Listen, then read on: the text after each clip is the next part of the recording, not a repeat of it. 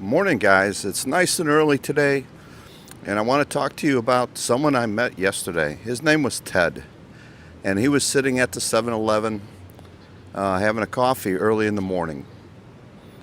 So I decided to sit next to him, strike up a conversation, and an interesting story developed. Now, he cannot be on camera because he has overstayed his visa, and he's afraid that people will see that and they will turn him in. Can you be overstayed? To me, it seems very simple to go down, pay your immigration, tourist visa fees, and stay compliant. But his story is he's been here 8 years. And during that 8 years, at the end of the 3 years when he was supposed to leave the country and do a visa run and come back, he didn't have the funds for that. So he didn't go. And he just lived with his girlfriend in the girlfriend's family compound. And he just kept putting it off. And once he got behind, he got scared. And I asked him about that. I said, once you got behind, couldn't you have gone down there and explained something? Couldn't you tell them that you were having some financial difficulty? And he was in fear. He heard stories of people getting thrown in jail. He's heard stories of people being locked up and then deported. And he just didn't want to face it, and he procrastinated. Over the time, days, weeks, months, and now years, he is so far behind. He's like at a loss.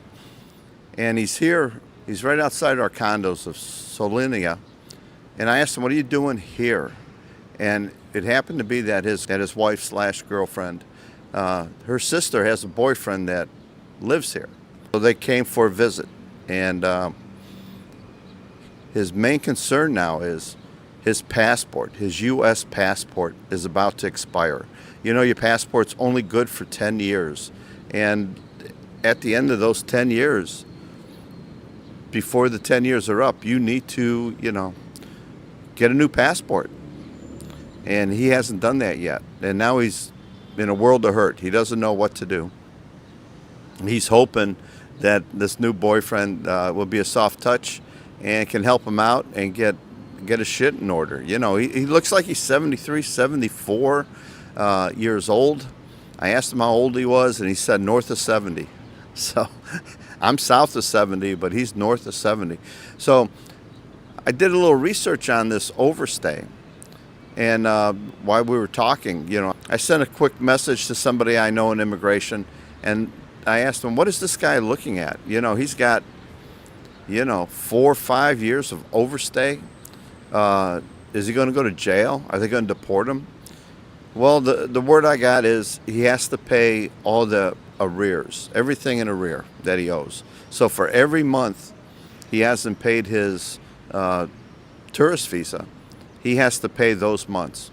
He also has to pay the express lane fee for each and every month. So if he's been out, I'm going to say 40 months, he's been overstayed at least. So he's looking at, I'm going to say 100,000 to 150,000 pesos to get caught up. And I don't think he has it. I asked him what his income was. He said he was making on his pension about $740 a month. Now that's not much. That's not much. I can see him living on the compound with his girlfriend and having a low cost of living there. He can get by on that $740. Got to have my morning coffee, guys. So I don't know what this guy's going to do. He looks a little distraught. He's more worried about his U.S. passport expiring than anything else.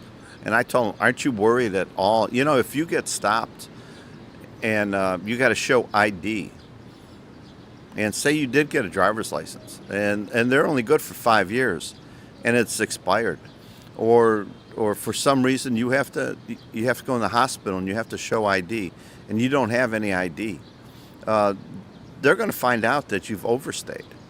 And if it's a long-term overstay, I don't know what the consequences are. I'll ask HEIDI in an upcoming interview. I'm going to meet with her tomorrow, and we'll talk about this subject. But how much trouble can a guy be in? Now, I hope in the comments section, all you guys who have overstayed your visa in the past, leave us a comment. What penalties did you go through? How bad was it? Is it something that to be overly concerned with? Me personally, I find it to be one of my top priorities is not to overstay my visa, not even by one day. I have been late. Right after COVID, there's a couple times I had to file for an extension, and I was late by a few days, but I just had to pay the express fee, the express lane fee, and I didn't notice any penalties. There was a late filing fee of 500 pesos. I remember that on one of them, but nothing substantial. But if you add that up month after month after month, and you're going on 30, 40 months of an overstay, I don't know what the outcome would be.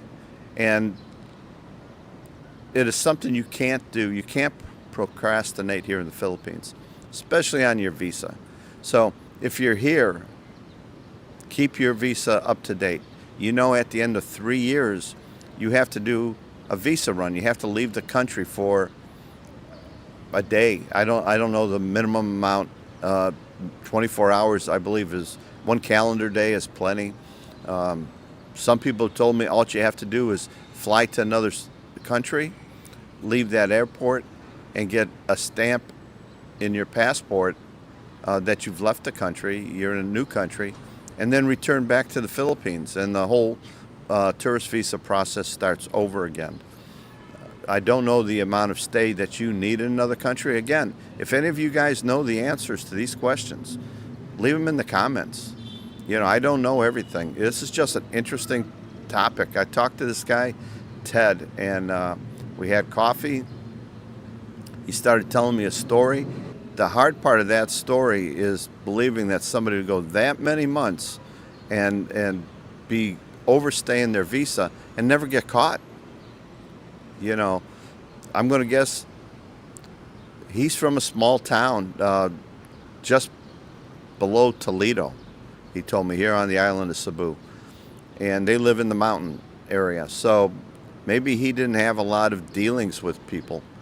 The local people, maybe they liked him and nobody cared. But, you know, I've been asked for my ID more than one time since I've been here. And if your ID is expired, if they ask you for your passport and your passport is expired, and this is the big thing he's worried about, is his U.S. passport expiring at the end of the 10 years. He doesn't know how to go about getting that corrected. I gave him the email address of the embassy up in Manila. I also told him right around the corner is the U.S. consulate. You can stop in there maybe and they can help you out. I don't know. But he needs to do something, and that's his problem. He has to solve this problem. He has income. He's been here. He has caused this problem himself over the years, and this is something he needs to solve. You might hear some noise in the background, some counting. They're doing exercise in the building next door that they're constructing. So I'm going to guess this is like what I used to call a tailgate meeting, where you get together, do a few stretches, and talk about their safety concerns. But back to this gentleman. By procrastinating, when you get here, don't procrastinate. When you get here, take care of your business. Take care of the things that are important. We're getting back to that subject again. Slow down. Take care of yourself. Make sure that you're in compliance here. Make sure that you're allowed to be here. You don't want to be in a Philippine jail. Not even they call it a holding cell, but that's jail here in the Philippines. Who wants to be there? Your tourist visa is pretty cheap month by month. Don't come here without being prepared to take care of matters. Don't come here without knowing that you're going to have to keep up with your visa. It's probably one of the top things you have to do here. You know, your health you have to take care of. You have to eat. You have to have a place to live and all this. But you have to get your visa. We're visitors in this country. We're guests in this country, and we need to stay compliant. Just think back home in the U.S., how aggravated and pissed off people are about illegals coming in and not having the proper paperwork, not going through the proper procedures, not having the the proper documents to enter the U.S. and stay in the U.S.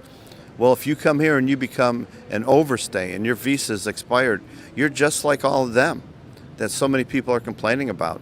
You're here and you're not, I'm not going to say you're not welcome, but you're not obeying their laws. And this is the Philippines. This is not, back home in Kansas. It's nicer here to me. It's more relaxed. He lives in the province. He says he has a nice life. But this is like a dagger over his head, man, ready to hanging by a string, ready to fall and kill this guy. He's just so scared of the consequences of his actions. And being told that he might be deported, being told he might be blacklisted, being told he has to come up with the funds. Now the question is, if he doesn't have the money and they arrest him, put him in a holding cell, does he have to pay that before they let him out? Or do they just put him on a plane and send him home? I don't know. If any of you guys know the answers to that, let me know. For you guys coming here, make sure you budget $30 or $40 a month for your visa, for your tourist visa. And be prepared for that visa run once every 3 years. At the end of 36 months, you're required to leave the country if you're on a tourist visa. They won't extend it anymore. Now, if you're sick and there's extenuating circumstances, go to the visa office, the Bureau of Immigration. Tell them what's going on. Maybe there's a form or a program that they can help you out. I don't think so. I don't think anybody's going to help you out, but make sure you take care of your business. Overstaying can be very bad. And once you start overstaying 1 month and 2 months, 3 months, then you just start letting it go. You're just saying, my God, I don't want to pay all that. I don't want to pay that. And you procrastinate and you forget about it. It's like having a ticket back home. You got a ticket for going through a stop sign. You forgot about that ticket. You never paid it.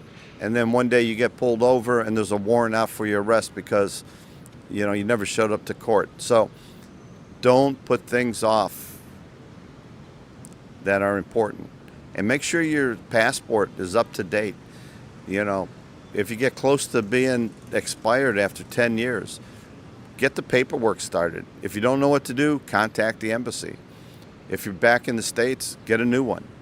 But keep your documents up to date. Remember, the driver's license you have that you're bringing with you from California, Ohio, wherever you're from, it's going to expire.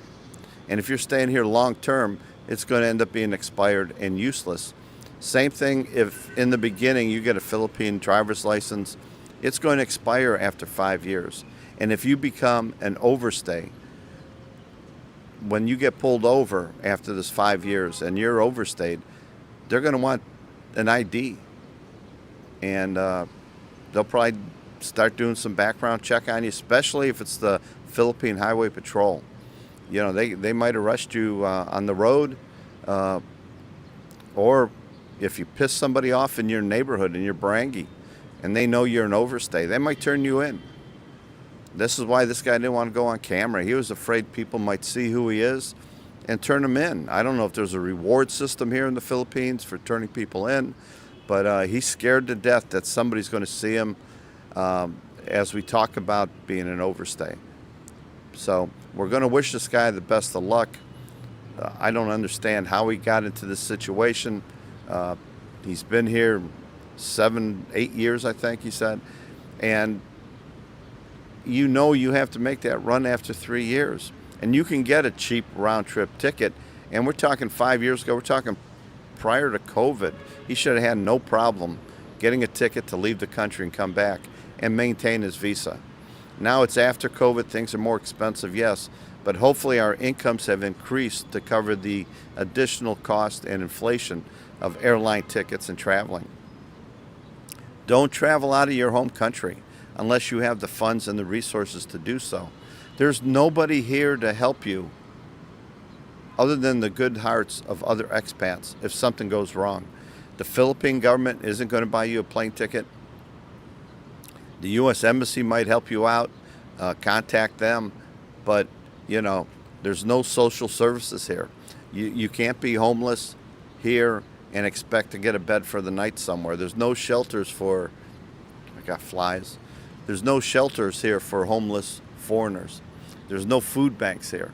You can get a handout every now and then, but do you want to be that foreigner walking around begging for a cup of rice? I don't think so. Be financially prepared for everything. Don't put off and procrastinate on the important things here. Everything has a penalty. Everything has a fine. Make sure you're in compliance. And we'll talk to HEIDI about this subject of overstaying. Keep your visa up to date. Until next time.